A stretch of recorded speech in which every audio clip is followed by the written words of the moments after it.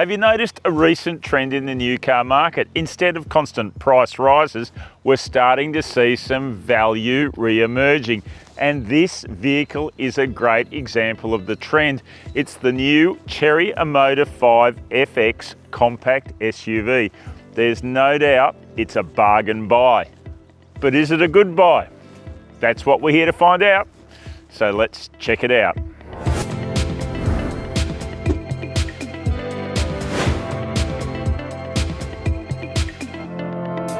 After an initial and unsuccessful foray in the 2010s, Chinese manufacturer Chery returned to Australia in 2023 with the Omoda 5. Since then, it's expanded that range and added a second Tiggo SUV model line. The FX is the newest Omoda 5 model and its story revolves around pricing. At $27,990 drive away, the FX is $7,000 cheaper than any other Omoda 5. It's also one of the cheapest new passenger vehicles on sale in Australia today, let alone one of the cheapest SUVs. Key competitors include the GWM Haval Jolion, the Hyundai Venue, and from within its own house, the Chery Tiggo Pro 4. And yet, for that money, it's no stripped out shell, as we'll explore their solid levels of equipment here. And it's all backed up by a 7-year unlimited kilometre warranty and a capped price service program that works out at an average just under $300 for each of the first 7 visits. The only problem is with its short 10,000 kilometre service intervals, you'll be going back to the workshop pretty regularly. There's no doubt the Omoda 5 FX is a striking piece of kit with its huge grille and raked hatchback. It's also big for its class at nearly 4.4 metres long. Externally, the FX can be picked out from the more expensive Omoda 5s because it trades in 18-inch alloys for 17s, LED headlights for halogens, and drops some gloss black trim around the B-pillar. The Omoda 5 FX is powered by a 1.5 litre turbo petrol engine that produces competitive power, torque and fuel consumption numbers for the class. It drives its front wheels by a CVT auto, and if you go further up the Omoda 5 range, you're going to find a battery electric sibling named the E5. Like the exterior, the interior of the Omoda 5 FX looks modern and striking. There's also heaps of tech in here for the money, and the seats are comfortable and clad in an attractive combination of synthetic, leather and fabric. The driver even gets power adjustment. Look, I reckon it's all enough to convince some people to sign up on the dotted line without even going for a drive. Get into the details and the FX seems a bit better put together than some of the earlier examples of the Omoda 5 we've tested. All the trim materials and so on seem pretty cohesive and the panel gaps seem consistent. But the steering wheel, while it adjusts for reach and rake, still doesn't drop low enough. This angled pad is a bit of a different way to go about your centre console. In more expensive versions of the Omoda 5, this doubles as a wireless smartphone charging pad, but the FX misses out on that feature. However, it does get plenty of storage around the cabin. There's this space under the centre console, glove box, big door bins, double cup holders here in the centre console, and a cooled centre lidded bin. These two 10.25-inch digital screens dominate the Omoda 5 FX's infotainment setup. Look, there's lots of configuration, lots of tools, lots of sub-menus to navigate around and learn. It takes time. However, the good news is for basics like air conditioning, there are these touch buttons on the dashboard, and for audio, you've got a power button and a physical control for volume. The Omoda 5 FX includes wireless connection of Apple CarPlay and wired connection of Android Auto, which is handy because no Omoda 5 gets satellite navigation. A chatty voice assistant is standard but provides only limited functions. The 8-speaker Sony audio is more helpful.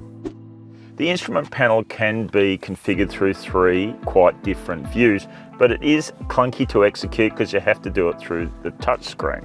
Now, there's also a large tunable graphic that shows a variety of information in the centre of the instrument panel, including a trip computer. The FX makes do with a reversing camera rather than the 360 view most Omoda 5s get. This is not the easiest car to see out of when parking, so that's an unfortunate omission. At least the camera provides a clear enough view, aided by front and rear parking sensors. Commendably, the Omoda 5 FX comes with a full suite of high-tech safety systems. They read great on paper, but they don't all translate to the road that well. Something Chery's had a crack at retuning since the Omoda 5 launched locally. It gets an ANCAP 5-star rating based on 2022 protocols. Move to the back seat of the Omoda 5 FX and it's a bit of a mix and match of good and not so good. For a 180cm passenger, it's a bit tight behind a 180cm driver, but kids should have no problem. It is a bit enclosed in here with this single piece seat, but the backrest is nicely reclined. However, it is a bit firm. Toe room is good, knee room is tight.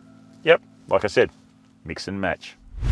The Omoda 5 FX provides decent amenities for rear seat passengers, including adjustable air vents, small door bins, map pockets, a fold-down armrest with twin cup holders, and a single USB-A port. Okay, head to the boot, and while the tailgate isn't powered, it opens very easily. The boot itself is decently sized and its contents are hidden under this parcel shelf. There's not many features, but it's great that a temporary spare sits down below. Split fold the rear seats and space expands to over 1,000 litres. We've gone through all the tech guts and bolts of the Chery Omoda 5 FX. Now it's time to have a drive and see how it all comes together.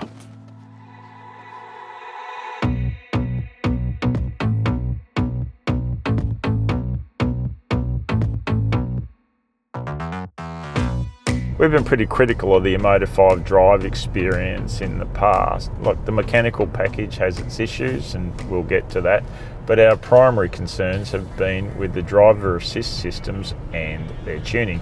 We're talking lane keeping, driver monitoring, speed alerts, things like that.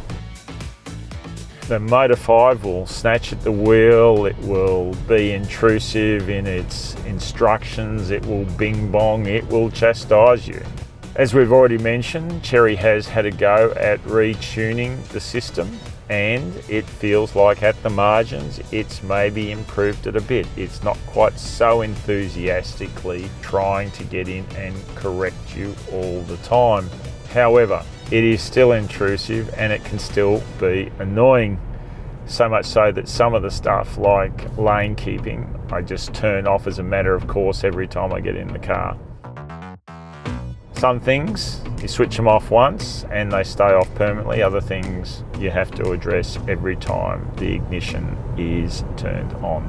That is annoying. So, the mechanical package. This car is set up to be at its best around town. It's got a soft suspension and that means it's really good for dealing with the lumps and speed humps you find in the urban environment. It's also got wafer light steering that is very good for twirling around car parks, and the engine and powertrain is very sprightly and responsive and stays pretty refined right through the range. Get beyond the urban environment though, and the Omoda 5 FX is not so impressive. That soggy suspension produces too much body roll in corners, and if you accelerate out of those corners too enthusiastically, you're going to promote some wheel spin and torque steer, quite unedifying. Then you also have a steering system that stays determinedly light even at speed, so there's not much sense of connection there. Look, the best bit of it all is undoubtedly the engine on the open road as well as in town. But a curious flaw is you set the cruise control for a certain speed, and as you go up a hill, it will surge and eddy, surge and eddy, surge and eddy. It won't actually settle on the speed that you've selected. Tuning again. That's the key thing, isn't it? If the tuning was only that bit better.